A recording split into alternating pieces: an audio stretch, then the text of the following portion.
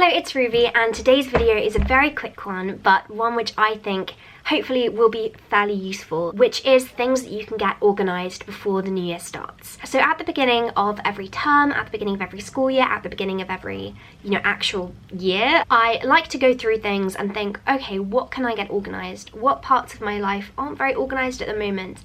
And which parts can I actually begin to focus on so that life becomes simpler and life becomes more efficient and you become more productive and you have more time for the things that you think are important. It allows you to prioritize, be it with things like health, being able to come up with something efficient, which means that it's sustained but you don't have to worry too much about it, eliminating anxiety and helping you to just live more efficiently and more happily. These are some things that you can get organized this new year if you're thinking about, okay, which elements of my life can I organize? Because I often can't actually think of things, and then I only think of them when we're in February, and it's just not the same. It's not like a completely new you. There are lots of new elements, so everything's fresh, everything's new, and you're off to a good start already. So the first few things relate to health, and the first thing which I would like to touch on is exercise.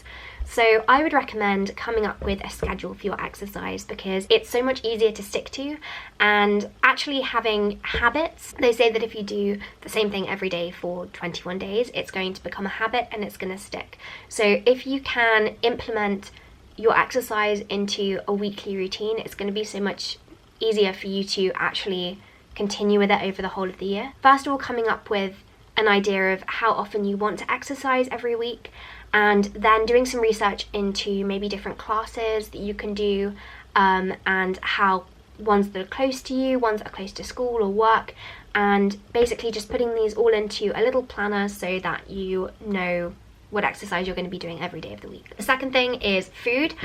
So eating healthy is one of the biggest New Year's resolutions that I think we see. It's so easy to say, I'm going to eat healthy, but it's obviously a lot harder to actually implement that. So one of my videos which I'm going to be filming for this New Year's series is going to be on how you can actually sustain healthy eating, and so do stay tuned for that video. But food and healthy eating is just another thing that you can focus your New Year's resolutions on. The third thing is related to studying, and this is another thing you might want to get organised. So coming up with a study schedule, thinking about when you're going to find time to revise, because of course we've got exams coming up which will be, just about 4 or 5 months away. So think about the reasons why you want to study. That's a good thing to make a list of. And think about your goals for studying and your goals for academia this year. So what grades are you aiming to get?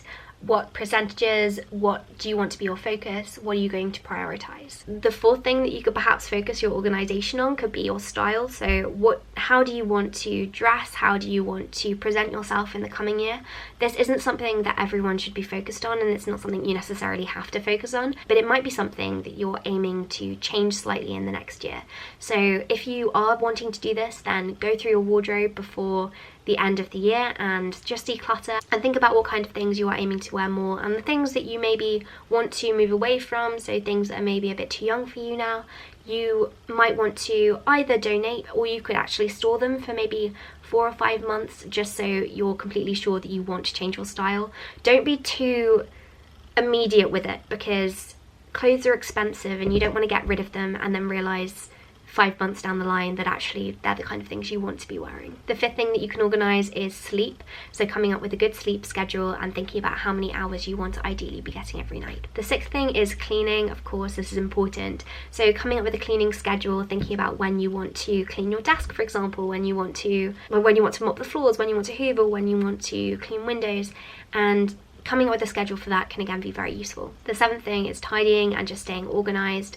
So you might want to go through your room and actually give everything a specific place, because I know it's a really generic point, but that's how I manage to stay so organised and how my room manages to stay so tidy, because everything's got a specific place in my room. The seventh thing is budgeting and keeping track of money. So you might want to make a spreadsheet, and I can actually perhaps film a video on how I manage to budget, because I have a budgeting spreadsheet set up and I've got a system in place. So if that's something you want to see, then please do let me know. The eighth thing you might want to do is think about future career aspirations, but maybe academic, maybe related to hobbies too. Setting up time and actually putting aside time every week or every month where you are going to look into new opportunities within possible job aspirations, or alternately, you know, cultural things that you're interested in, doing some research into conferences or seminars or lectures which you're particularly interested in learning more about. The ninth thing which you might want to get organized is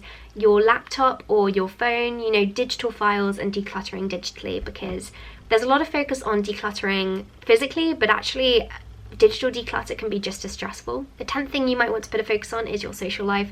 I'm sorry for leaving this till number 10. It's not because it's not important, it's just because this video isn't really in any particular order. So 10th thing, emphasis on your social life, so making sure that you're finding enough time for socializing with your friends, or alternately, if you feel like you're spending too much time socializing and you need to put more of an emphasis on other things like studying and work, then that's equally something that you can focus on. The 11th thing you might want to start to get organized is presents.